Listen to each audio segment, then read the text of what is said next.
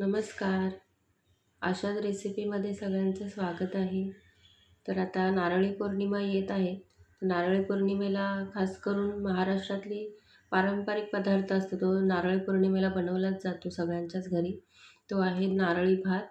गूळ आणि खोबऱ्याचं मिश्रण करून हा नारळी भात बनवला जातो आणि ह्याच्यामध्ये नारळ हा वापरलाच जातो, कारण नारळी पौर्णिमा म्हणजेच नारळ हा वापरूनच हा भात बनवलेला जातो. तर हा मी भात कसा बनवलेला आहे, ह्याच्यासाठी मी कोणते तांदूळ वापरलेले आहेत आणि एकदम सुटसुटीत असा हा भात बनलेला आहे. तर आपण पुढे बघूया मी कोणकोणते ह्याच्यात पदार्थ वापरून हा भात बनवलेला आहे. तर चला आपण बघूया. तर आधी आल्या आल्या तुम्ही एक लाईक करा आणि आपण बघूया.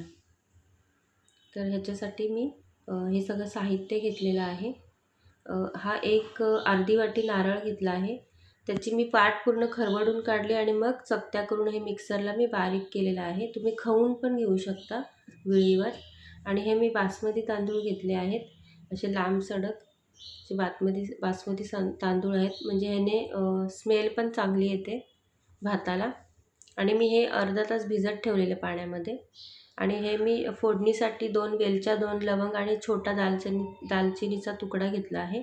आणि हे मी ड्रायफ्रूट बी घेतले आहेत, काजू, बदाम आणि चारोळी. तुम्ही मनुकाही घेऊ शकता. आणि हे जायफळ आहे, ते आपल्याला किसून घ्यायचं आहे. जायफळ तुम्ही पावडर वापरली तरी चालेल. आणि हे दुधामध्ये मी थोडंसं केसर भिजत ठेवलं आहे, म्हणजे ते आपल्याला भातात टाकायला होईल. आणि आता एका पॅन गरम केला आहे मी. त्या पॅनमध्ये मी 1 चमचा तूप घेणार आहे. आपल्याला ते जे ड्रायफ्रूट्स आहेत ना, ते आपण याच्यामध्ये थोडे परतवून घ्यायचे, फ्राय करून घ्यायचे. थोडेसे असे 2 मिनिटांसाठी परतवून घ्यायचे.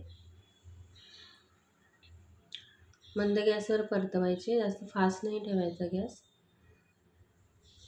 आता हे आपले झाले आहेत परतवून, तर आपण हे काढून घेऊया एका वाटीमध्ये. आणि आता ह्याच तुपामध्ये मी गुळाचे हे करून घेणार आहे, गूळ मेल्ट करून घेणार आहे याच्यामध्येच. ते जे ड्रायफ्रूटसाठी जे तूप वापरलेलं त्याच पॅनमध्ये मी हे गूळ टाकलं आहे. आणि आता हे मेल्ट करून घेऊया आपण. हे लगेच होतं, कारण मी बारीक चिरून घेतलेलं ना गूळ, त्याच्यामुळे हे लगेच मेल्ट झालं. आणि आता लगेच हे खोबरं टाकून त्याचं आपण सारण बनवून घेऊया. जसं आपण मोदकासाठी बनवतो सारण, त्याप्रमाणेच आहे हे सारण बनवलं गूळ आणि खोबऱ्याचं. हे पण परतवून घ्यायचं चांगलं तुपामध्ये.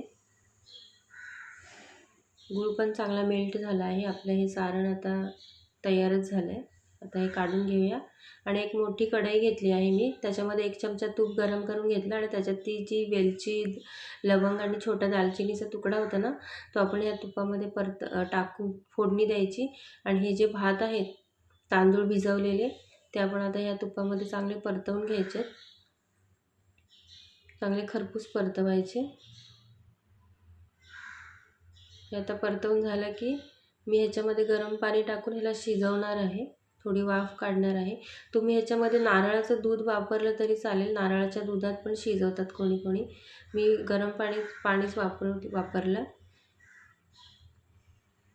हे पाणी टाकून मी चांगलं शिजवून घेणार आहे त्याला, भाताला.